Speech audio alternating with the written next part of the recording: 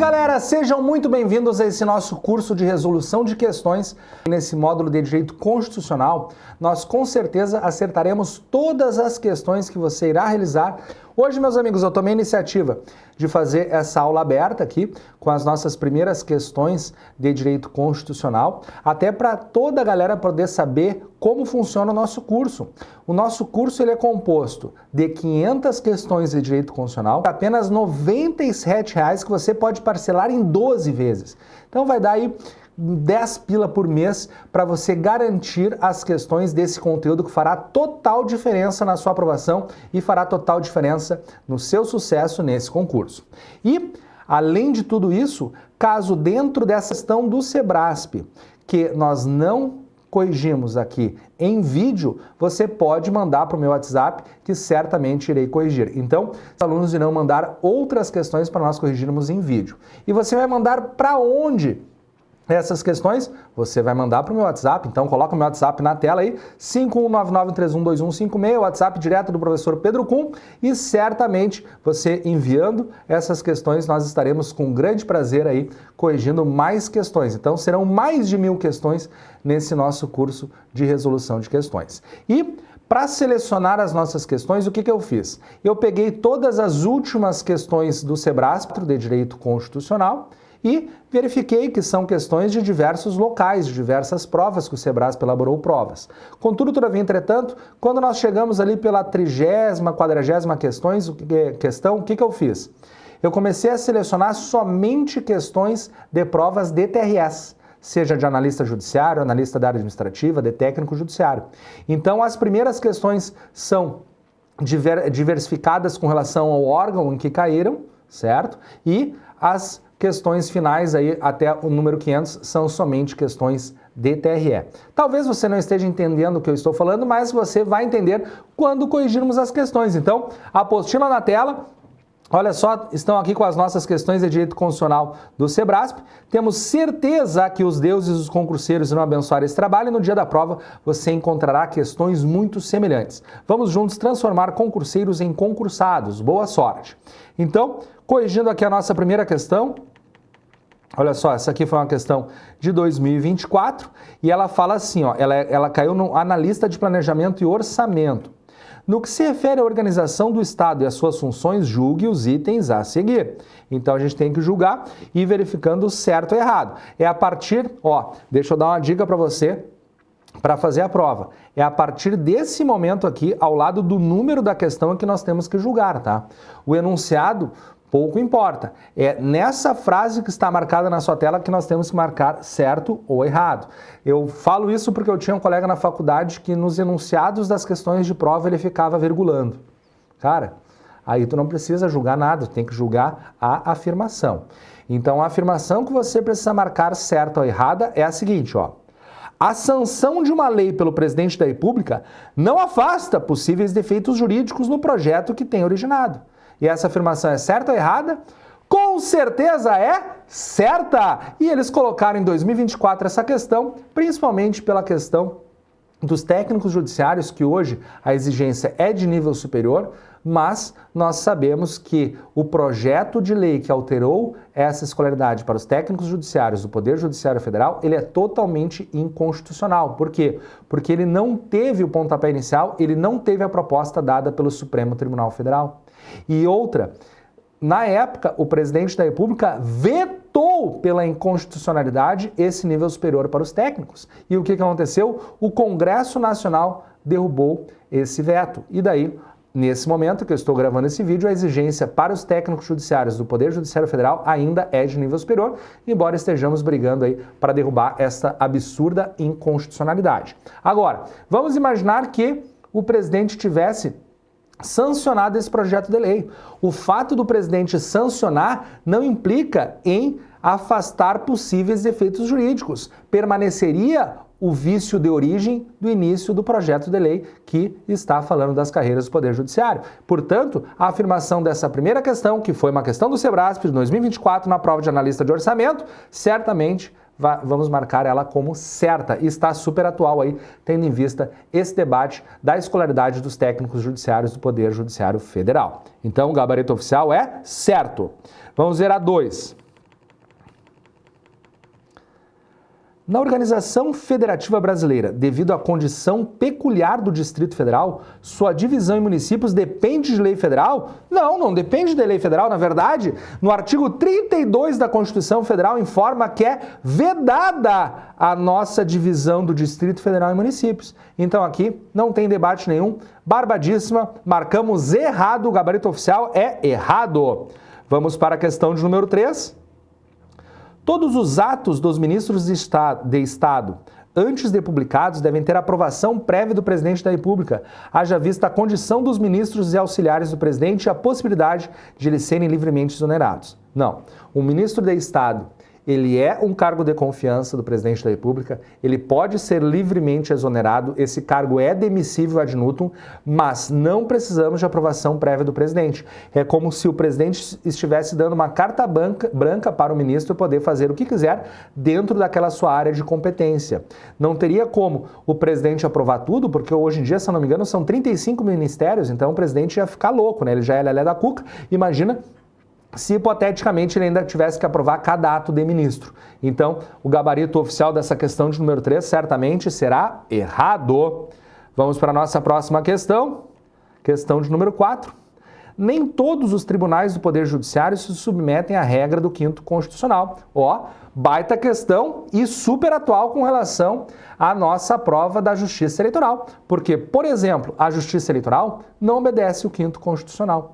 O Tribunal Superior Eleitoral, por exemplo, tem a composição de eleição mediante voto secreto de 3 juízes dentre os ministros do STF, 2 juízes dentre os ministros do STJ e os 2 advogados nomeados pelo presidente da República.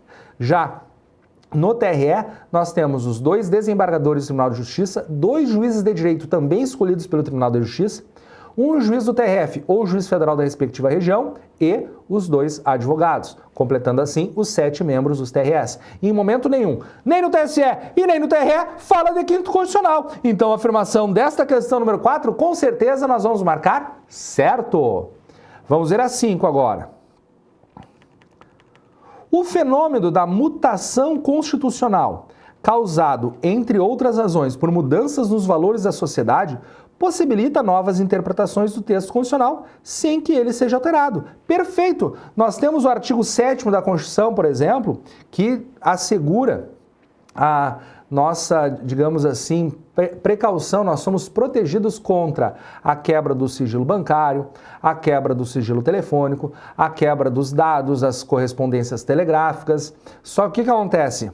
Essa garantia prevista no artigo 5º da Constituição, ela foi relativizada recentemente pelo Supremo Tribunal Federal. Porque, por exemplo, para nós estarmos, vamos pensar um exemplo, eu estou tentando pensar num exemplo agora ao vivo que não vai causar polêmica, mas é difícil não causar polêmica. Mas basicamente é o seguinte, ó, para inocentar o presidente Lula, o que aconteceu? Eles utilizaram o vazamento ilegal de mensagens no Telegram dos membros da Lava Jato, fazendo uma revolução no fenômeno da interpretação constitucional com base na proteção constitucional desses dados, beleza? Só que, para condenar as pessoas da Lava Jato, eles pegaram e fizeram outra interpretação. Para condenar Deltan Dallagnol, para condenar Sérgio Moro, eles fizeram outra interpretação. Então, esse fenômeno da mutação constitucional está sendo, digamos assim, utilizado em larga escala recentemente pelo Supremo Tribunal Federal para fazer uma série de novas interpretações da norma constitucional sem alterar o texto constitucional. Nem vamos entrar em outros assuntos mais polêmicos, como o Supremo Tribunal Federal estar julgando sem o devido processo legal e sem a ampla defesa pessoas envolvidas nos atos de 8 de janeiro, por exemplo. Isso não é competência do Supremo Tribunal Federal. Essa é uma competência do juiz comum, porque aquelas pessoas não possuem prerrogativa de foro. Então nós temos uma série de fenômenos de mutação constitucional sem alteração do texto. Então, certamente essa afirmação de número 5, que o Sebrasp cobrou justamente porque tudo o que está acontecendo no país está sendo contemporâneo com base nessa questão, o gabarito certamente será certo. É exatamente isso aí. Estamos com essa mutação constitucional absurda causada pelo Supremo e não tem qualquer alteração aí no texto da norma constitucional. Continuando, questão de número 6. A defesa judicial dos direitos e garantias fundamentais cabe exclusivamente aos titulares desses direitos. Não, não cabe exclusivamente aos próprios titulares desses direitos. Nós temos vários direitos difusos, coletivos, nós temos aí o Ministério Público que pode se envolver, enfim, o gabarito dessa questão de número 6 aí certamente será, ó, errado. Próxima questãozinha, questão ainda contemporânea, ó, de 2024. Essa caiu na Prefeitura de Itapemirim, no Espírito Santo, no cargo de farmacêutico. Quando tranca a língua assim, tem que tomar um golinho d'água. Então, olha só. No que diz respeito à administração pública e aos servidores públicos, julgue os itens a seguir à luz da Constituição Federal e do entendimento do STF. Lembrando que a gente não julga esse enunciado. Começa o nosso raciocínio a partir da afirmação que eu tenho que marcar certo ou errado. Então, lá vou eu. Olha só. A investidura em cargo público ou cargo em comissão exige prévia aprovação em concurso público de provas ou de provas e títulos. Com certeza esse gabarito será errado. Por quê? Porque a investidura em cargo público, sim, eu preciso de concurso, mas cargo em comissão são os demissíveis ad nutum. Lá no artigo 37, inciso 2º da Constituição, fala que é ressalvados os cargos de comissão, que são de livre nomeação e exoneração. Então o gabarito dessa questão de número 7, ó, será errado. Próxima questãozinha, questão de número 8, fala assim, ó. A Constituição Federal prevê, de forma taxativa, que o servidor público estável poderá perder o cargo em virtude de sentença judicial transitada em julgado. Prevê de forma taxativa, sim. Onde que está isso? Artigo 41, parágrafo 1º. Não é a única forma do servidor público estável perder o cargo, mas, meus amigos, é uma delas. O que está acontecendo aqui? Eu estou raciocinando aqui ao vivo nessa nossa questão de número 8, e talvez alguém pudesse interpretar que essa afirmação está dizendo que a única forma do servidor público estável perder o cargo seria em virtude de sentença judicial transitada no julgado. Daí seria errada essa afirmação, mas não é isso que está dizendo. O que está dizendo é que a Constituição prevê de forma taxativa que ele perderá o cargo por sentença judicial transitada no julgado. A sentença transitada em julgado é uma das formas do servidor público perder o seu cargo, certo? Vamos dar uma olhada no artigo, deixa eu ver, é o artigo 41, vou botar aqui a nossa apostila, tá? Que é a nossa apostila do TSE, deixa eu localizar aqui o artigo 41, que vocês já vão entender o que eu estou dizendo. Tá aqui, ó. Deixa eu centralizar a apostila para vocês. Tá? No artigo 41 caput, eu destaquei a nossa diferença da vitaliciedade, da estabilidade, 2 anos para vitaliciedade, 3 anos para estabilidade. Depois o parágrafo 1º do artigo 41 fala que o servidor público estável só perderá o cargo em virtude de sentença judicial transitada em julgado, está aqui de forma taxativa na Constituição, mas tem outras formas também, ó. Mediante processo administrativo em que lhe seja assegurada ampla defesa, mediante procedimentos de avaliação periódica de desempenho na forma da lei complementar assegurada ampla defesa. Então, existem outras formas do servidor público perder o cargo, mas a da sentença transitada em julgado está taxativa. Então, o nosso gabarito da questão de número 8 só pode ser certo. Questão de número 9, deixa eu formatá-la direitinho aqui. Tá, agora tá certinho. Eu posso ler, não preciso botar lá para cima, a minha cabeça não está atrapalhando. Então, questão de número 9. O princípio da publicidade dos atos administrativos impede que, por qualquer motivo, seja negado às pessoas receber dos órgãos públicos informações de seu interesse particular. Não, não é isso o princípio da publicidade. O princípio da publicidade informa que nós precisamos publicizar os atos para que esses atos tenham a eficácia de serem informados para as pessoas. Imagina, por exemplo, que você foi nomeado no seu concurso e a sua nomeação não foi publicada. Como que você vai saber que você foi nomeado? Daqui a pouco você está em casa sonhando com o seu salário de servidor público, passou o seu prazo para posse e você não sabe, porque não publicaram a sua nomeação. Então, o princípio da publicidade é um princípio que visa atingir a eficácia da publicação dos atos e para que as pessoas saibam daqueles atos. Não tem nada a ver essa questão aqui de negar as pessoas receberem as informações. Então, o gabarito dessa questão de número 9 só pode ser errado. Vamos ver a questão de número 10. Opa, foi demais, espera aí, deixa eu puxar para cá. Deu. Questão de número 10 agora. As pessoas têm liberdade para fazer ou deixar de fazer alguma coisa, desde que não exista lei ou ato normativo que autorize ou vede a prática de conduta comissiva ou omissiva. Tá certo? Conduta omissiva é de omissão, eu não faço determinado ato. E a conduta comissiva é uma conduta de ação, é quando eu faço determinado ato. Então as pessoas têm liberdade para fazer ou deixar de fazer, desde que não exista lei ou ato normativo que autorize ou vede. Então, não vi nada de errado no gabarito aqui, ou melhor, não vi nada de errado na afirmação da questão de número 10 e, portanto, o gabarito só pode ser certo. Próxima questãozinha, questão de número 11.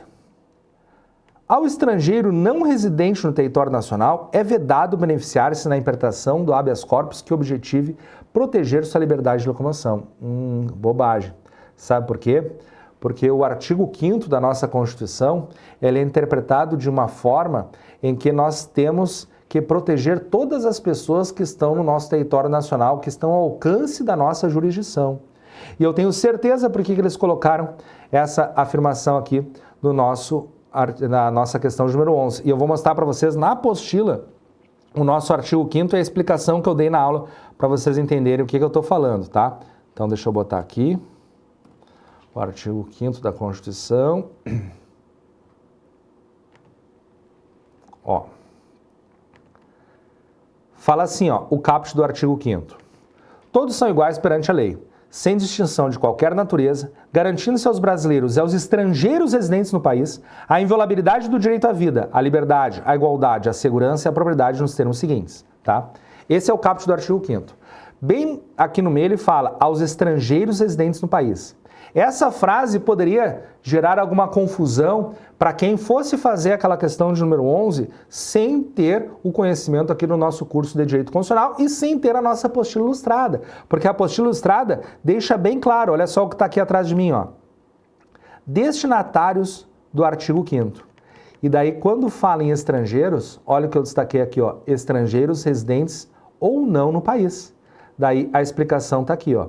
A expressão residentes no país deve ser interpretada no sentido de que a Constituição somente pode garantir a validade e gozo de direitos políticos dentro do território nacional, não excluindo, portanto, os estrangeiros de trânsito no Brasil. Então, eu não posso permitir, por exemplo, que um estrangeiro que está de férias no país não tenha seus direitos fundamentais. Eu não posso permitir que uma pessoa que está passeando no país seja assassinada, seja abusada. Não posso. Por quê? Porque eu preciso garantir os direitos fundamentais desses estrangeiros. Eles não precisam estar residentes no país. Eles precisam estar tão somente dentro ou em trânsito do nosso Brasil. Com essa explicação que está aqui na nossa apostila, vou até mostrar o cabeçalho, ó, está na nossa apostila do TSE. Tá? Então, dentro dessa explicação, com uma certa tranquilidade, os concurseiros ON e vocês que acompanham o nosso canal, certamente iriam marcar errado na afirmação dessa questão de número 11, certo? Próxima questãozinha, questão de número 12. Por serem os homens e as mulheres iguais em direitos e obrigações, não se admite estabelecer qualquer critério diferenciador entre eles e elas, sendo, por isso, vedada em concursos públicos a remarcação de teste de aptidão física para candidatas grávidas. Bobagem, errada essa afirmação.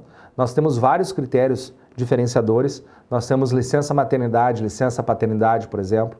Nós temos a possibilidade de remarcação do teste de aptidão física para mulheres grávidas. Então, tem várias diferenças porque nós somos iguais em direitos e obrigações em tese, mas existe um abismo de diferença na fisiologia do homem e da mulher. Então, certamente, as mulheres, por serem mamães, por terem que amamentar, elas têm muito mais proteção dentro da nossa legislação. Então, a questão de número 12, certamente, ó, vou marcar errado. Questão de número 13. A Constituição Federal não admite em nenhuma hipótese a previsão de pena de morte. Como não? Artigo 5º, inciso 47, fala que não haverá pena de morte, exceto em caso de guerra. Simples assim. Tem pena de morte, sim. Querem dar uma olhada na pena de morte? Bem facilzinho. Vamos ver se é o inciso 47 mesmo, vamos ver se eu acertei. Deixa eu centralizar para vocês. Ali, ó. Inciso 47, não haverá penas de morte, salvo em caso de guerra declarada. Inclusive, meus amigos, quando a gente trata aqui dessas penas, tem inclusive a tabelinha que está aqui atrás de mim, eu sempre falo que o Sebrasp mais ama de paixão é justamente a pena de morte. Está aqui a prova viva disso, uma questãozinha cobrando isso. Então, certamente, o gabarito da questão de número 13 será errado.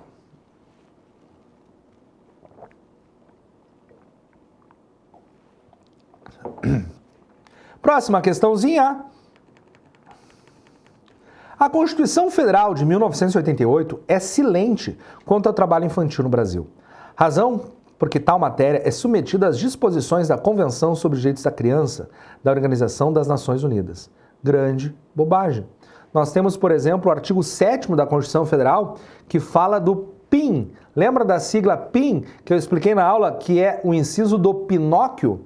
Por que é o inciso do Pinóquio, professor? Porque o artigo 7º da Constituição, no seu inciso 33, veda o trabalho de menores em ambiente perigoso, insalubre e horário noturno. Tá aí a sigla PIN, perigoso, insalubre, horário noturno. E daí, para a galera lembrar, eu coloco na minha apostila ilustrada o nosso Pinóquio. Então, meus amigos, essa questão de número 14 certamente, ó, erradíssima. Com certeza o gabarito será errado. A nossa Constituição não é silente sobre isso, ela fala sobre isso. Próxima questãozinha. Questão de número 15 fala o seguinte: a Constituição Federal assegura a todos os brasileiros o direito a uma renda básica familiar garantida pelo poder público em programa permanente de transferência de renda. Posso marcar como certa essa? Claro que pode, mas daí você vai errar, porque está errado. Como assim, professor? Mas eu lembro que tu explicou lá o artigo 6º, parágrafo único da Constituição, que é o programa do Bolsa Família. Tudo bem, só que lá fala que é garantido a todos os brasileiros em vulnerabilidade social.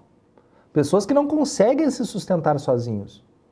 Então, esse artigo 15 não. Essa questão de número 15, o gabarito só pode ser errado. Eu preciso daquela frase vulnerabilidade social para ter o direito de receber essa transferência de renda, que hoje em dia é o Bolsa Família, mas já foi cartão cidadão, já foi qualquer outro nome, certo? Então, questão de número 15, o gabarito oficial será errado.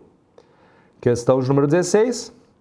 Ação popular que vise anulação de ato lesivo ao patrimônio público pode ser proposta por qualquer cidadão. Eu tenho título, eu sou cidadão. Se eu sou cidadão, eu posso propor ação popular. Olha, essa aqui só pode estar certo. É o artigo 5º, inciso 73, fala que o cidadão poderá propor ação popular. Sem dificuldade, questão 16, gabarito certíssimo. Próxima questãozinha, questão 17. Trancou a língua. Vamos de novo. A erradicação da pobreza e da marginalização e a redução das desigualdades sociais e regionais constituem objetivos fundamentais da República Federativa do Brasil. Vamos lá. Objetivos são com, garra, erra, pouco. Então, erra é da erradicação, tá certo? A erradicação da pobreza e da marginalização é a redução das desigualdades sociais constitui. Olha, questão 17, perfeito, está no artigo 3º da nossa Constituição Federal. Por que eu estou raciocinando? Porque eu tenho uma manha para nós acertarmos os fundamentos, os objetivos e os princípios que regem as relações internacionais, que é o diva sócio plu para os fundamentos, com garra erra pouco para os objetivos e ainda não comprei cores para os princípios que regem as relações internacionais. Então, enquanto eu estava analisando a questão, eu estava pensando nessas dicas e certamente a dica foi fundamental para eu acertar mais essa questão e marcar o gabarito como certo. Questão 18 agora. A lealdade, a integridade, a mobilidade, o profissionalismo e a eficácia são princípios da administração pública expressamente previstos na Constituição. E se você errar essa, você vai ganhar um Oscar. Eu vou pessoalmente na sua casa entregar um quiquito, porque esse tipo de questão a gente não pode errar, né, gente? Poxa, questão dos LIMP. Quais são os princípios da administração pública previstos no caput do artigo 37 da Constituição? Os LIMP. Legalidade, impessoalidade, moralidade, publicidade e eficiência. Então não tem como errar. O gabarito dessa questão com certeza será errado. Próxima questãozinha. Questão 19. O servidor público que sofrer limitações em sua capacidade física ou mental poderá ser readaptado para o exercício de cargo cujas atribuições e responsabilidades sejam compatíveis com sua condição. passando a perceber remuneração do cargo de destino? Não, errado, ele fica recebendo a remuneração do cargo de origem. Então essa questão 19, ó, pode marcar errado, isso vai estar lá no artigo 37, parágrafo 13 da Constituição Federal. Ele fica recebendo aí, com certeza, a remuneração do cargo de origem, mesmo tendo a readaptação. Não tem graça, né? A pessoa se machuca sem querer num acidente, diminui essa capacidade de trabalho e vai diminuir proporcionalmente o seu salário? Não, ele continua recebendo o seu mesmo salário.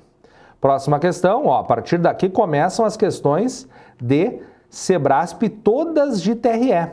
Olha aqui, ó, essa aqui caiu para TRE, Técnico Judiciário, Higiene Dental. Fala assim a questão de número 20. Considere que um cidadão tenha sido preso em flagrante delito pela prática de crime eleitoral.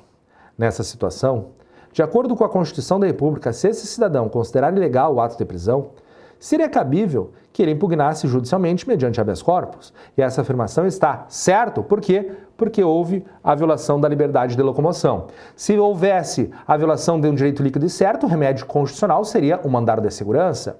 Se ele estivesse com um problema nos dados, precisando retificar algum dado em registro público, o remédio constitucional certamente seria o habeas data. E se houvesse ausência de norma regulamentadora que assegure seus direitos fundamentais, ele teria o remédio mandado de injunção. Então, a questão número 20, certamente o gabarito será certo. Beleza? Meus amigos, estamos no avançar da hora. Esse vídeo aqui não é para ficar muito comprido, pode tirar da tela. A partir de agora, todas as questões são questões também do Sebrasp, mas agora todos que já caíram nos TRS, porque esse nosso curso ele é totalmente direcionado para o nosso concurso nacional unificado da Justiça Eleitoral, certo? Então nós corrigimos as primeiras 20 questões e a partir de agora nós estaremos corrigindo nas aulas que são específicas para os alunos matriculados. Então eu solicito do fundo do coração, não perca tempo, não deixe passar essa oportunidade única. Matricule-se agora mesmo e acompanhe comigo essas aulas imperdíveis de correção dessas questões. Como eu falei, serão 1000 questões e mais as que vocês mandarem. Então serão mais de 1000 questões para nós termos a mais absoluta certeza que chegaremos no dia da nossa prova e vamos passear por essas questões de direito constitucional e de direito eleitoral. E também, já que estamos juntos aqui corrigindo essas questões, estou mostrando para vocês o perfil do Sebrasp, gostaria de eu estar pedindo um imenso favor. Gostaria que você desse aquele like nesse vídeo, que você, se puder, compartilhe esse vídeo aí nos seus canais de concurseiro, compartilhe esse vídeo nos seus grupos de WhatsApp, para que mais e mais e mais pessoas possam estar sendo beneficiados aqui pelo nosso trabalho, estar sendo auxiliados pelas nossas correções de qualidade e, com certeza, tendo a possibilidade de se matricular nesse nosso curso que está com valor totalmente imperdível, está quase de graça, 97 pila em 12 vezes, para que você assegure a sua aprovação. Certamente é um valor muito em conta, vale muito a pena e fará total diferença na sua preparação. Tenho muita fé nisso e certamente os deuses dos concurseiros vão estar premiando todo esse esforço e todo esse trabalho. E você precisa ser merecedor também da sua vaga. Então, estude todos os dias como se fosse o último dia, dê o seu melhor para que você também seja merecedor de uma vaga em qualquer TRE do Brasil ou até mesmo no TSE, porque também tem vagas no TSE nesse nosso concurso nacional unificado. Muito obrigado pela sua audiência, muito obrigado pela sua paciência e nos vemos, se Deus quiser, nas nossas aulas específicas para os alunos matriculados. Então, beijão no coração e até lá!